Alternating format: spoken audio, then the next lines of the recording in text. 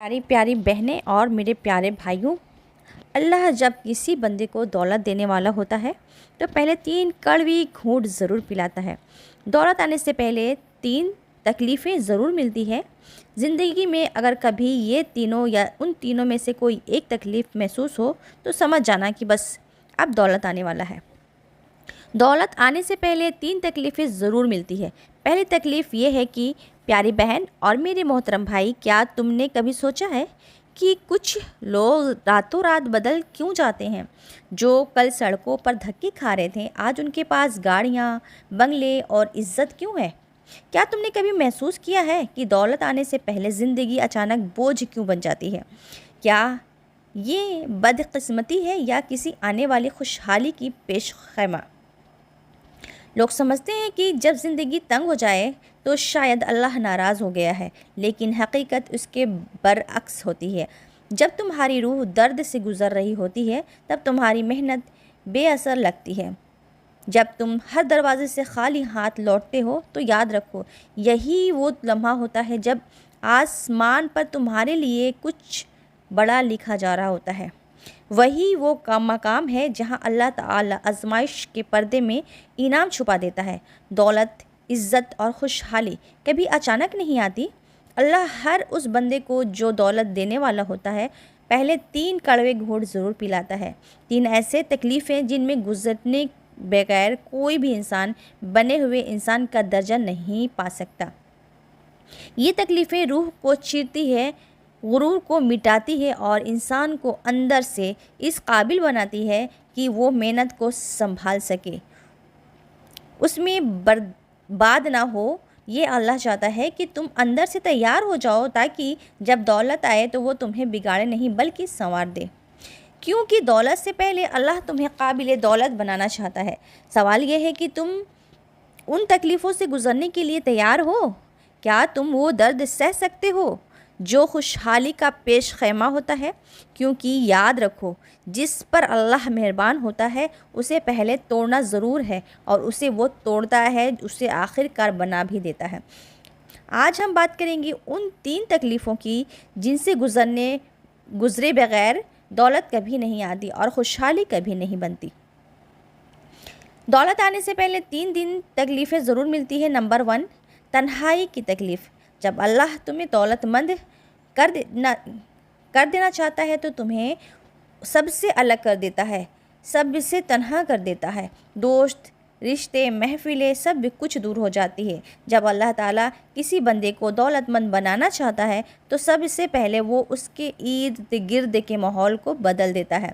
زندگی کے رنگ جیسے مدھم ہو جاتے ہیں، مہمانوں کی رونق جیسے ختم ہو جاتی ہے، دوستوں کی مسکراہٹوں میں بھی اجنبیات اتر آتی ہے اور رشتہ داروں کی باتوں میں وہ گرم جوشی نہیں رہتی۔ ایسا لگتا ہے جیسے دنیا بدل گئی ہے، مگر حقیقت میں دنیا نہیں بدلتی، اللہ تمہیں بدلنے والا ہوتا ہے۔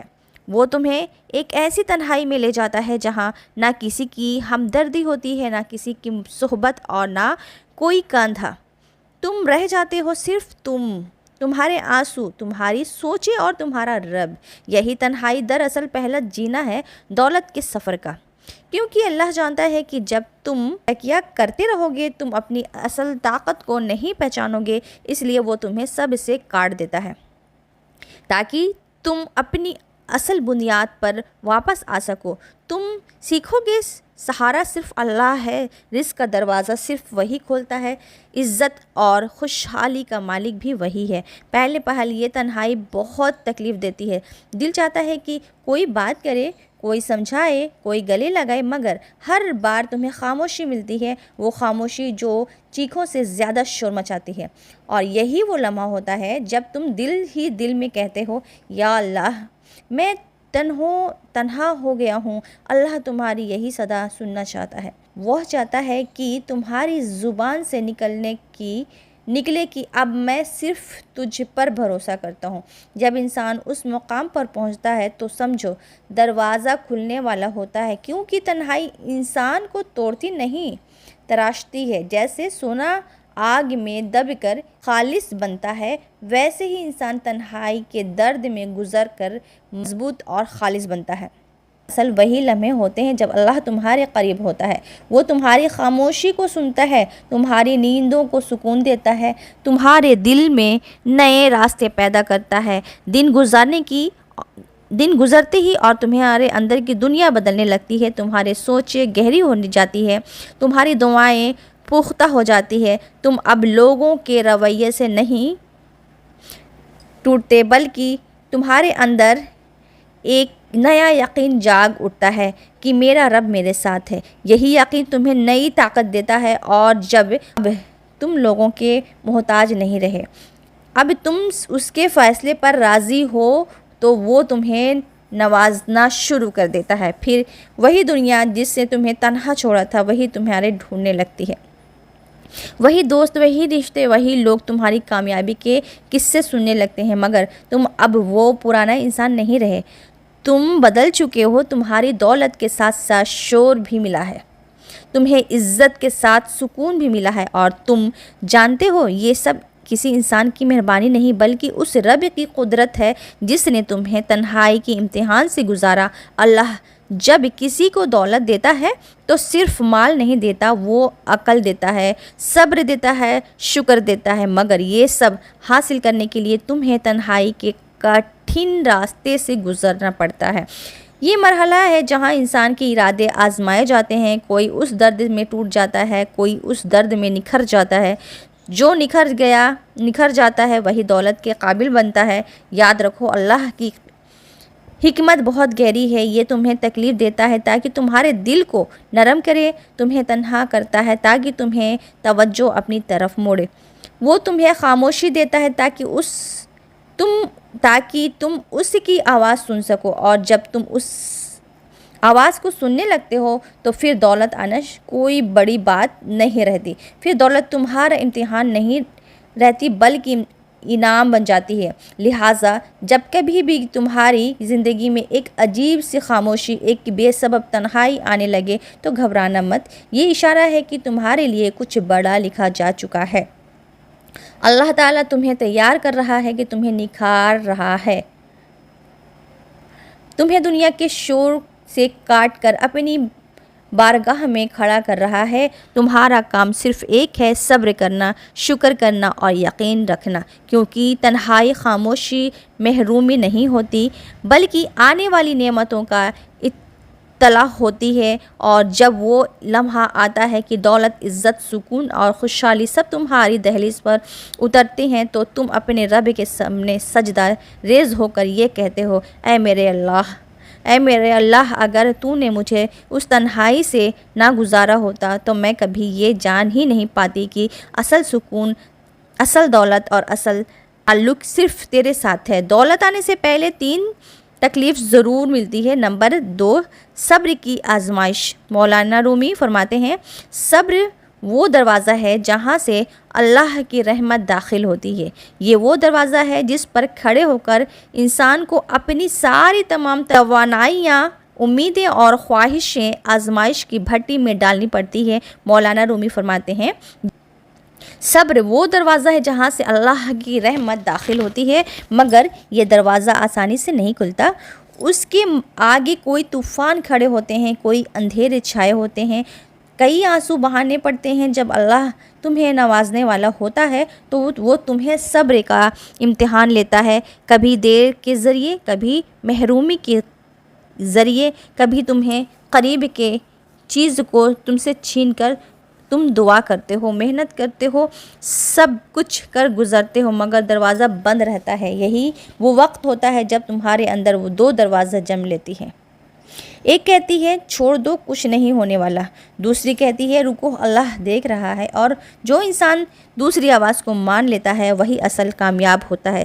صبر کا مطلب صرف خاموش رہنا نہیں بلکہ اپنے دل میں بغاوت نہ آنے دینا۔ صبر کا مطلب ہے کہ دل میں درد بھی ہو، آنکھیں میں آنسو بھی ہو، مگر زبان سے اللہ پر شک کا ایک لفظ نہ نکلے۔ یہ وہ کیفیت ہے جہاں اللہ تعالیٰ اپنے بندے کے ایمان کو تولتا ہے، وہ دیکھتا ہے کہ بندہ نعمت پر شکر کرتا ہے یا زحمت پر بھی یقین رکھتا ہے۔ صبر کی آزمائش میں وقت بہت سست رہتا ہے، لمحے جیسے پہاڑ بن جاتے ہیں، ہر دعا کا جواب جیسے تاریخ میں لپٹا ہوتا ہے، مگر یاد رکھو اللہ دیر ضرور کرتا ہے، اندھیرا نہیں۔ جب وہ دیتا ہے تو دیر کا بھی بدل دیتا ہے، اور تمہیں وہ چیز دیتا ہے جو تمہیں مانگی بھی نہیں ہوگی مگر تمہارے لیے بہتر ہوتی ہے۔ کبھی تمہارے رزق میں رکاوٹ آتی ہے، کبھی صحت میں، کبھی رشتوں میں، کبھی عزت میں۔ تم سوچتے ہو کہ یہ سب میرے ساتھ ہی ایسا کیوں ہو رہا ہے، مگر حقیقت یہ ہے کہ اللہ تمہیں توڑ نہیں رہا بلکہ تمہیں طاقت دے رہا ہے، تمہیں اس قابل بنا رہا ہے کہ جب دولت آئے تو تم اس کے غرور میں مبتلا نہ ہو جاؤ بلکہ شکر میں جھک جاؤ۔ دولت سے پہلے صبر کی آزمائش اس لیے آتی ہے تاکہ تمہارا دل نرم ہو جائے، تم جان سکو کہ کمی اور تکلیف میں بھی اللہ موجود ہے۔ جب تم یہ سیکھ جاتے ہو تو تمہاری دولت تمہیں بگاڑ نہیں سکتی، پھر تمہارا رویہ بدل جاتا ہے۔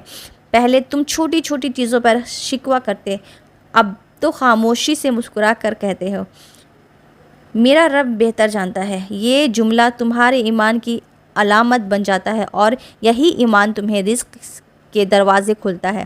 صبر کا سفر لمبا ضرور ہوتا ہے مگر بے مقصد نہیں۔ اللہ ہر دن تمہیں تراشتا ہے، تمہیں اندر سے غرور، خود غرضی، شکایت اور بے صبری کو نکالتا ہے، اور جب وہ دیکھتا ہے کہ اب تم خالص ہو گئے ہو، اب تم میں شکر اور برداشت آ گئی ہے، تو پھر وہ تمہیں ایسی جگہ سے نوازتا ہے جہاں تم نے کبھی سوچا بھی نہیں ہوتا۔ مولانا رومی نے ایک اور جگہ فرمایا، جو شخص صبر کی مٹھاس چکھ لیتا ہے وہ دنیا کے ہر زہر کو برداشت کر لیتا ہے۔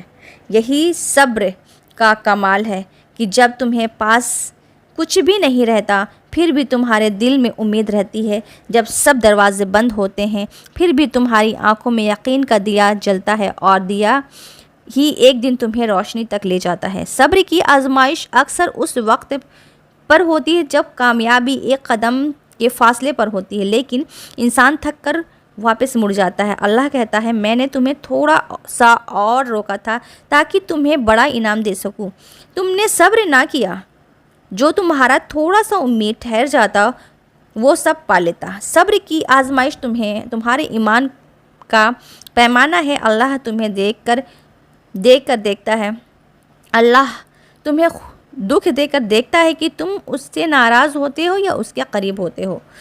جو دکھ میں بھی اس کی طرف پلٹتا ہے اس کا خاص بندہ بن جاتا ہے، اور جب وہ خاص بندہ بن جاتا ہے تو اللہ اس کے لیے دروازے ایسے کھولتا ہے جس پر دنیا حیران رہ جاتی ہے۔ یہی وجہ ہے کہ جو دولت صبر کے بعد ملتی ہے اس کی برکت ہوتی ہے۔ وہ دولت صرف بینک اکاؤنٹ نہیں بھرتی بلکہ دلوں کی سکون بھرتی ہے۔ اس دولت میں تکبر نہیں ہوتا بلکہ شکر کی خوشبو ہوتی ہے۔ لہٰذا جب تمہاری زندگی میں سب کچھ سست چلنے لگے، دعائیں لپ ہو جائے، خواب ادھورے رہ جائیں، تو سمجھ لینا کہ تم اللہ کے خاص امتحان میں ہو۔ تمہارے لیے دروازہ تیار ہے، بس تمہیں تھوڑا سا مزید صبر کرنا ہے، کیونکہ صبر ہمیشہ دیر سے رنگ دکھاتا ہے مگر جب دکھاتا ہے نا تو زندگی کا رنگ بھی بدل دیتا ہے۔ آخرکار جب وہ تو لمحہ آتا ہے کہ تمہاری دعائیں پوری ہوتی ہے، تمہارے حالات بدل جاتے ہیں، تمہاری محنت رنگ لاتی ہے، تو تم ایک ہی بات کہتے ہو، اے اللہ اگر میں نے اس صبر کے دنوں میں ہمت نہ کی ہوتی تو آج میں کبھی یہ خوشی نہ دیکھ پاتا۔ دولت آنے سے پہلے اللہ تمہیں صبر دکھاتا ہے تاکہ تم اس دولت کا شکر گزار بن سکو۔ وہ تمہیں روک کر دراصل تمہیں تیار کر رہا ہوتا ہے کہ اب جب تم تیار ہو جاتے ہو وہ اپنی رحمت کے دروازے کھول دیتا ہے، بالکل ویسی جیسے مولانا رومی نے فرمایا، صبر وہ دروازہ ہے جہاں سے اللہ کی رحمت داخل ہوتی ہے۔ دولت آنے سے پہلے 3 تکلیفیں ضرور ملتی ہیں۔ نمبر 3، ناکامیوں کا سپنا۔ ناکامی دراصل انجام نہیں بلکہ آغاز ہے۔ یہ وہ استاد ہے جو انسان کو سکھا دیتا ہے کہ کامیابی کی قدر کرنی کیسے ہے۔ یہ وہ مرحلہ ہوتا ہے جہاں انسان کو توڑ کر دوبارہ بناتا ہے، اسے زمین پر گرانا مضبوطی سے کھڑا کرنا سکھاتا ہے۔ اکثر لوگ سمجھتے ہیں کہ ناکامی انجام ہے، مگر حقیقت یہ ہے کہ ناکامی کر دوبارہ بناتا ہے، اسے زمین پر گرا کر مضبوطی سے کھڑا کرنا سکھاتا ہے۔ اکثر لوگ سمجھتے ہیں کہ ناکامی انجام ہے، مگر حقیقت یہ ہے کہ ناکامی اختتام نہیں، آغاز ہے۔ ایک نئے سفر کا اللہ جب کسی کو نوازنا چاہتا ہے تو پہلے اسے بنیاد مضبوط کرتا ہے، اور بنیاد کبھی آسانی سے نہیں بنتی۔ جو انسان نے دیتا ہے، رلا دیتا ہے، ٹھوکر لگواتا ہے تاکہ جب وہ کامیابی آئے تو وہ غرور کے بوجھ سے زمین پر نہ گرے بلکہ شکر کے سجدے میں جھک جائے۔ ناکامی وہ استاد ہے جو سبق پڑھتا ہے جو کامیابی کبھی کبھی نہیں سکھا سکتی۔ یہ تمہیں بتاتی ہے کہ کس پر بھروسہ کرنا ہے، کس سے فاصلہ رکھنا اور سب سے کمزوریوں کو کیسے طاقت بنانا ہے۔ جب سب راستے بند ہو جاتے ہیں تب ایک اندرونی راستہ کھلتا ہے، وہ راستہ جو تمہیں خود تک تم کو لے جاتا ہے۔ ہر ناکامی تمہارے اندر ایک نیا شعور پیدا کرتی ہے۔ جب تم گرتے ہو تو تم اپنی صلاحیتوں کا اندازہ کرتے ہو، تمہیں پتہ چلتا ہے کہ تم نے برداشت کتنی کی ہے، تمہارے اندر کتنا یقین ہے، تمہارے دل میں ایمان کی جڑ کتنی گہری ہے۔ اور یہی وہ لمحہ ہوتا ہے جب اللہ تمہیں خود تم سے متعاطف کرتا ہے۔ بات یہ ہے کہ اللہ جب بڑی کامیابی لکھتا ہے تو پہلے چھوٹی ناکامیوں کے ذریعے تمہیں بڑا بناتا ہے۔ وہ تمہارے صبر، تمہاری نیت، تمہارے جنون کو پرکھتا ہے۔ وہ دیکھتا ہے کہ تم اس خواب کی کتنی وفادار ہو جسے تم نے مانگا ہے۔ ناکامی تمہیں بے نقاب کرتی دنیا کے سامنے نہیں بلکہ تمہارے اپنے سامنے۔ تمہیں پتہ چلتا ہے کہ تم نے کہاں غلطی کی، کہاں جلدی کی، کہاں دعا میں اخلاص کم تھا۔